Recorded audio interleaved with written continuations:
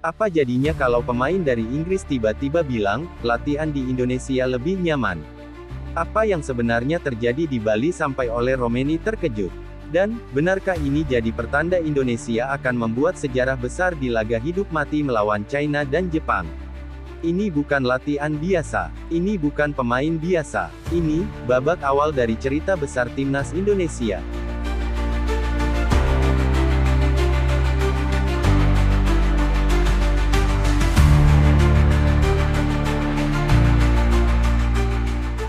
Ketika Ole Romeni mendarat di Bali, publik langsung menyambut dengan antusias.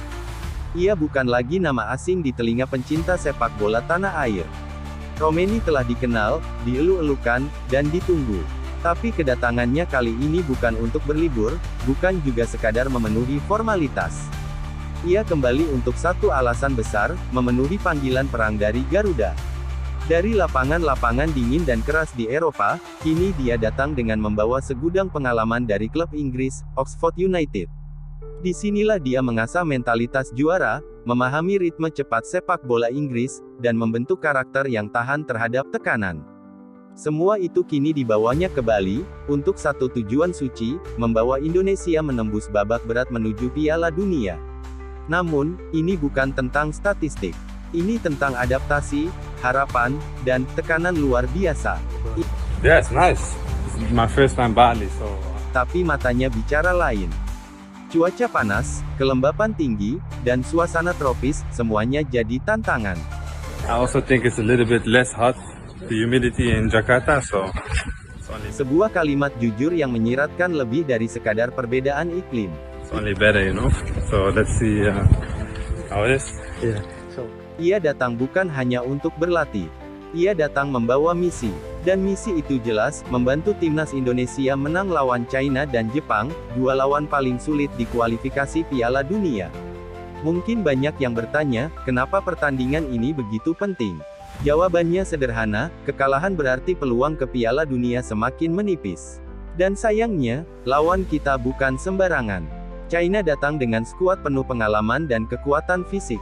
Jepang, mereka adalah tim Asia yang rutin tampil di Piala Dunia. Timnas Indonesia, yang dihuni pemain muda dan naturalisasi baru, dianggap sebagai kuda hitam, dalam arti yang sesungguhnya. Mereka bukan favorit, tapi, justru disitulah tekanannya. Romeni paham betul tekanan yang sedang dihadapi Timnas Indonesia. What do you think? Yeah, really important matches. We know what we gotta do, you know. We have to win the games to make a chance to go to the World Cup, so. Yeah. But we always go for the win, so nothing changed. Tapi, benarkah tidak ada yang berubah? Di balik layar, tantangannya luar biasa. Adaptasi dengan iklim, adaptasi dengan pola latihan, adaptasi dengan gaya main timnas. Belum lagi ekspektasi publik, kritik netizen, dan tekanan media. Namun, di balik semua itu, ada secercah harapan yang datang dari Bali. Tempat latihan baru Timnas, Bali United Training Center, menjadi simbol baru kebangkitan sepak bola Indonesia. Terletak di tepi laut, fasilitas ini tidak hanya modern, tapi juga menghadirkan ketenangan mental. No, I haven't seen it yet. I heard of it, so yeah, we're gonna see. 26 is first training, so we're gonna see how it. Kata-kata itu mengandung rasa penasaran, tapi juga harapan. Selama ini, tempat latihan kerap jadi masalah. Tapi kali ini tidak. Pemain-pemain dari Eropa pun mengakui kenyamanannya, bahkan Tom Haye mengaku tak sabar ingin segera latihan di sana. Semua merasa beda saat latihan di Bali.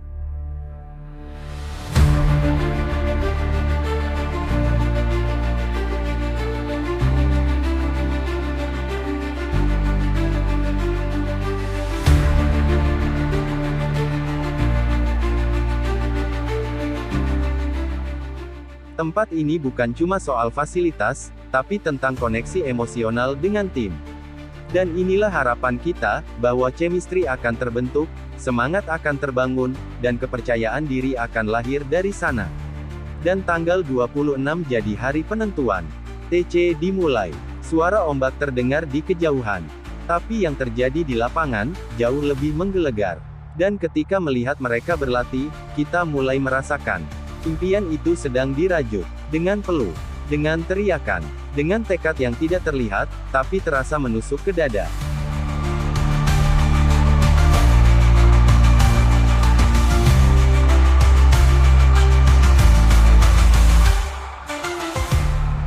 Di tengah panasnya matahari Bali, kaki-kaki ini berlari tanpa henti. Mereka bukan sekadar mengejar bola. Mereka mengejar sejarah. Setiap operan yang dilakukan Tom Haye, setiap sprint yang dilakukan Verdonk, setiap penyelesaian akhir dari Ole Romeni, semuanya adalah potongan kecil dari mimpi besar yang selama ini hanya jadi wacana. Mimpi bahwa Garuda bisa terbang ke pentas dunia. Bukan sekadar berjuang di Asia Tenggara, bukan cuma jadi kejutan di Piala Asia. Tapi benar-benar berdiri sejajar di antara para raksasa sepak bola dunia. Di sisi lapangan, Patrick Kluivert tak bersuara. Tapi matanya berbicara. Ia tahu, fondasi sedang dibangun. Ia tahu, badai akan datang, dan hanya yang siap yang akan bertahan. Dan kita, yang menonton dari rumah, dari tribun, dari balik layar ponsel, bisa merasakannya. Ada sesuatu yang berbeda kali ini. Sesuatu yang tidak bisa dijelaskan dengan data atau statistik. Karena ini bukan hanya soal sepak bola. Ini soal harga diri. Ini soal masa depan. Ini soal membayar utang ke generasi sebelumnya. Yang pernah gagal, pernah dipermalukan, pernah dihina, tapi tidak pernah menyerah. Dan sekarang, semua itu sedang dibayar lunas. Setiap langkah kaki para pemain, setiap petikan semangat dari pasukan Garuda, adalah nyala dari satu tekad. Indonesia tidak boleh gagal lagi. Dulu, banyak yang meragukan para pemain naturalisasi. Tapi sekarang, kita menyaksikan sendiri perubahan itu. Ole Romeni datang bukan sebagai turis. Ia datang sebagai pejuang. Bali bukan hanya tempat latihan. Ini adalah titik awal perjuangan yang lebih besar.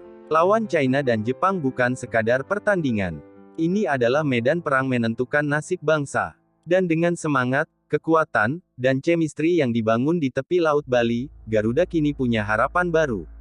Jangan hanya jadi penonton. Jadilah bagian dari perjuangan ini. Subscribe sekarang untuk dukung channel ini. Aktifkan lonceng notifikasi agar tidak ketinggalan momen penting. Karena saat kita bersatu, suara kita akan menggetarkan dunia. Dan siapa tahu, saat Piala Dunia 2026 tiba, kita akan berkata, "Aku ikut menyaksikan lahirnya sejarah itu, dari Bali, dari latihan pertama oleh Romeni."